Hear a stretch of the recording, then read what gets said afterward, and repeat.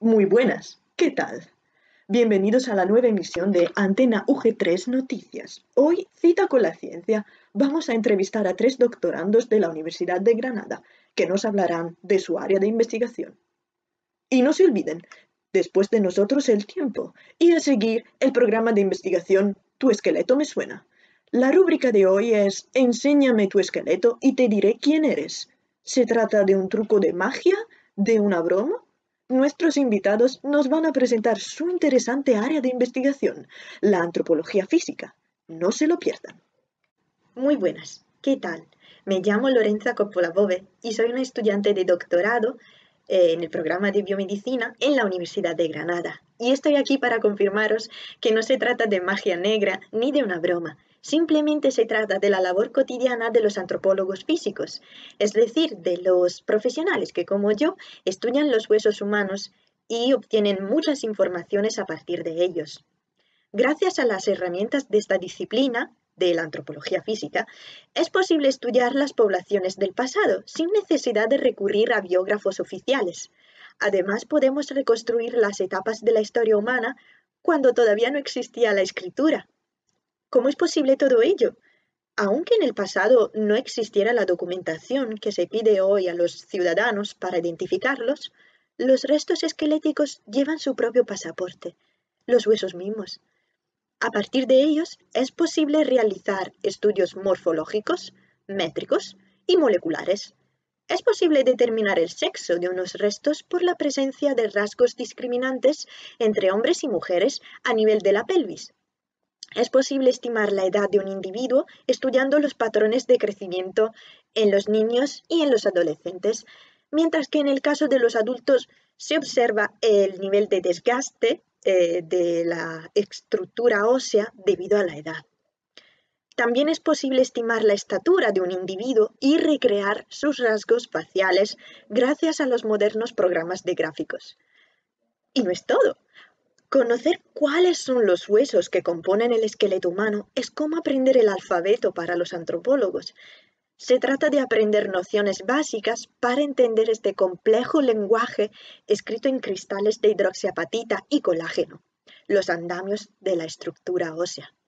Es posible también reconocer patrones lesivos en los huesos, es decir, presencia de fracturas que pueden presentar o menos signos de curación. Según las observaciones realizadas, podemos obtener informaciones distintas sobre el nivel de salud del individuo y de la población.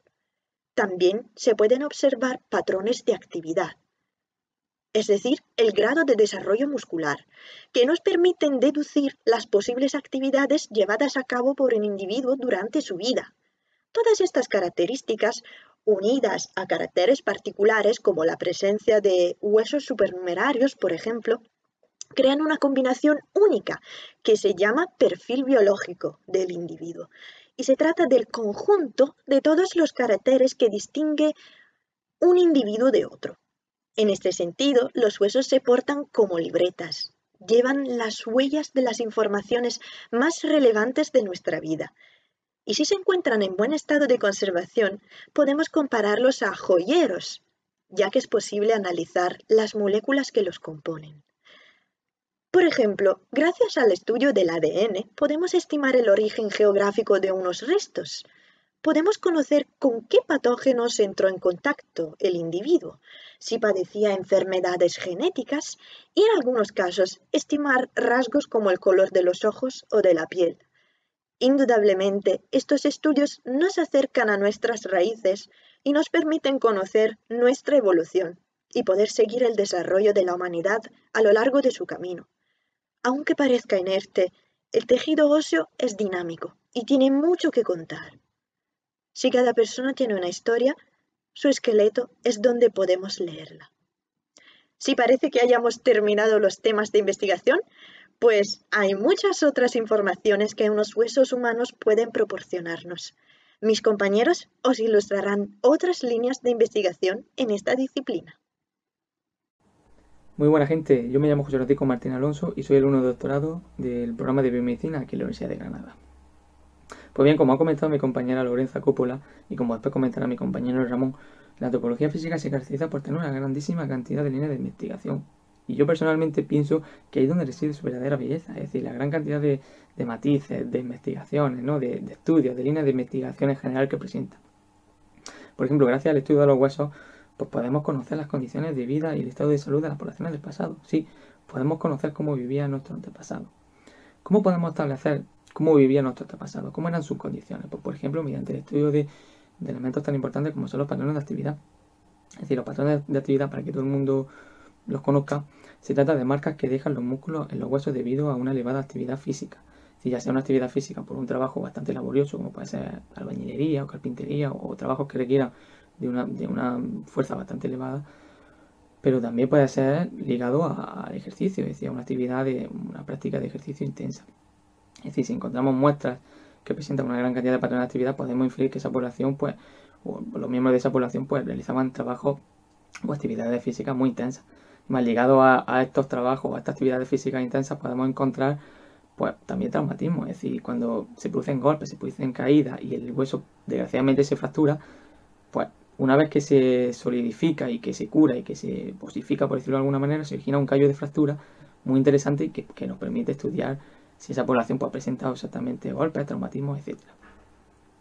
¿Cómo podemos seguir estudiando también las condiciones de vida? Pues mediante las patologías infecciosas. Es decir, por desgracia, las enfermedades infecciosas pues, han acarreado y siguen acarreando pues, la mayor parte de las muertes que hay de personas, ¿no? a nivel mundial.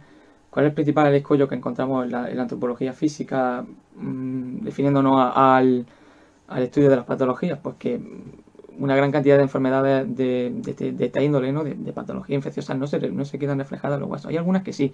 Por ejemplo, tenemos la brucelosis, tenemos la tuberculosis o tenemos la osteomielitis, que ambas son enfermedades que se transmiten por bacterias. Por ejemplo, la tuberculosis es una enfermedad que principalmente afecta a huesos como son las vértebras, como son las costillas, originando lo que conocemos en antropología como el mal de Poth en las vértebras o en las costillas, la osteomielitis, pero también puede afectar a huesos largos. La brucelosis es muy interesante porque la brucelosis es una enfermedad ligada al ganado y gracias a ella pues podemos establecer si tenemos una muestra, exactamente una muestra de una población que presenta brucelosis, podemos inferir que esa población está en contacto exactamente o de mayor o menor medida con la ganadería. Y también, por ejemplo, encontramos la osteomielitis, que es una inflamación del tejido óseo, también por bacterias, que al tener una abertura, una herida abierta, pues pueden integrarse por ahí o desde algún órgano que esté afectado. También tenemos un elemento que para mí me encanta, ¿no? Que es la alimentación. Es decir, gracias exactamente podemos conocer la alimentación de las poblaciones del pasado. ¿Cómo se estudia la alimentación de las poblaciones del pasado? Pues por dos elementos, por análisis de los dientes y por análisis bioquímico. Es decir, los dientes aquí presentes, los dientes son uno de los elementos más importantes que tenemos los antropólogos físicos porque nos dan muchísima información. ¿Cómo se estudia los dientes? Pues principalmente por la patología mastoidentaria, por las caries, que no he oído hablar de las caries, ¿no? Y más en la actualidad que comemos muchísimos dulces y mucha gente pues la padece.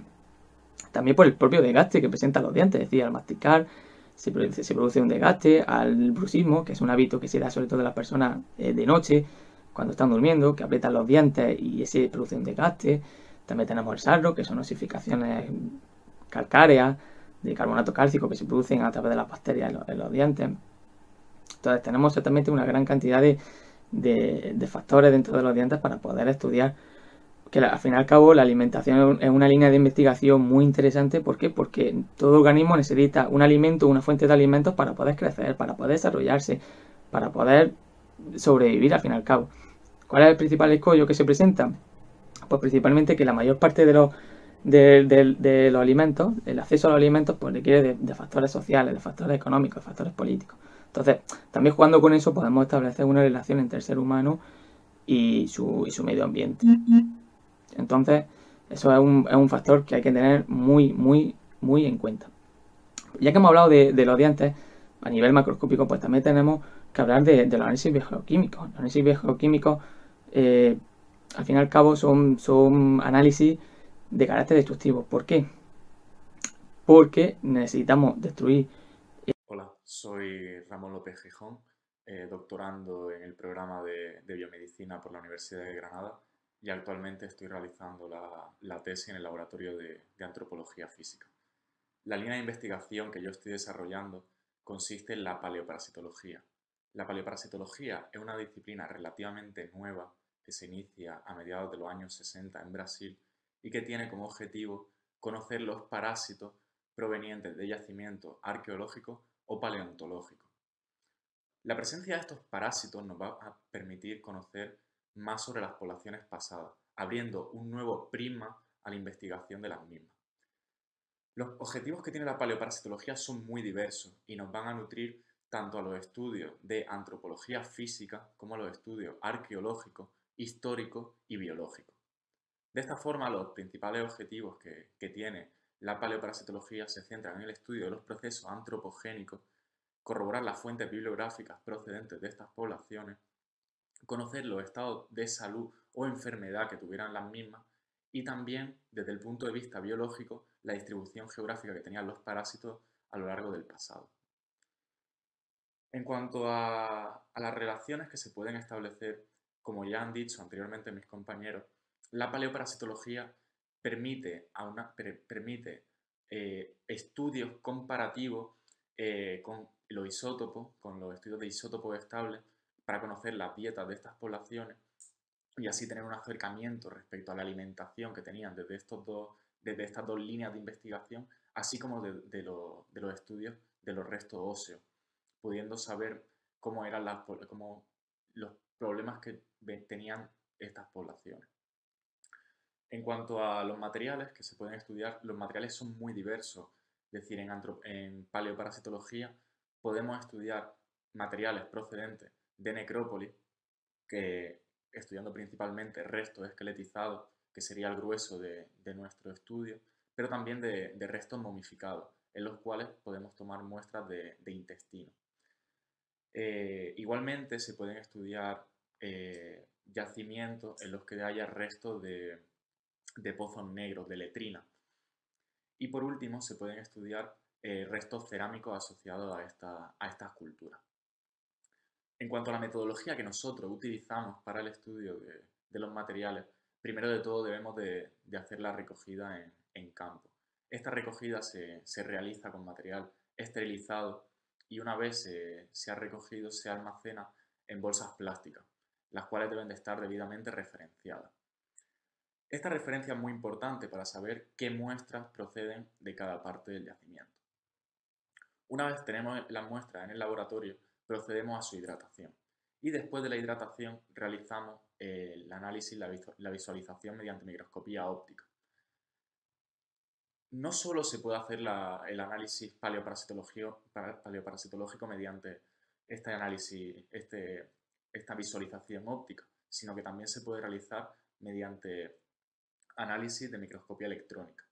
En los últimos años se ha llevado a cabo estudios de la paleoparasitología relacionando la paleogenética con la presencia de parásitos. Es decir, no hace falta que tengamos la forma parasitaria para poder deducir que había presencia de este parásito en una población determinada, ya que a partir del ADN que contenía las trazas que dejan en estos restos podemos llegar a identificarlo. En cuanto a los casos de estudio, al ser una disciplina relativamente nueva, no hay demasiados casos en la península ibérica. Un caso que llama la atención, que se ha realizado recientemente, consiste en el estudio de las poblaciones guanches. Las poblaciones guanches consisten en poblaciones venidas del norte de África en el primer milenio antes de Cristo y que abarcan hasta el siglo XV después de Cristo, con la conquista de las Islas Canarias por parte de los castellanos. Estas poblaciones norteafricanas tienen una característica muy concreta y es que se produce un aislamiento insular, es decir, estas poblaciones llegan a las Islas Canarias y no establecen contacto con otros sitios, con otras poblaciones. Este aislamiento insular da como resultado características propias, endémicas de estas sociedades y por tanto el estudio paleoparasitológico es muy importante para conocer más acerca de las mismas. En cuanto a las muestras que se han llevado a cabo, el estudio se ha llevado a cabo en muestras procedentes de la isla de Tenerife, con una cronología que abarca desde el siglo V hasta el siglo XV después de Cristo. En total han sido 5 individuos momificados procedentes de distintos mencellatos. Estos mencellatos eran distintas zonas de la isla con características propias, tanto socioculturales como socioeconómicas, y que nos van a dar un espectro bastante amplio de estas poblaciones. En cuanto a los resultados obtenidos de las mismas, nos encontramos con parásitos asociados a perros que, como sabemos, a partir de las fuentes bibliográficas y a partir de los estudios que se han llevado a cabo, eran bastante frecuentes la presencia de perros en estas poblaciones, y también nos indican, hemos encontrado parásitos que nos indican malas condiciones de higiene en estas poblaciones. Algo que también se puede deducir a partir de otros estudios, pero que la paleoparasitología corrobora. Por tanto, como conclusión, la paleoparasitología nos permite un nuevo abordaje de estas poblaciones antiguas, dándonos un nuevo prisma en el estudio de las mismas.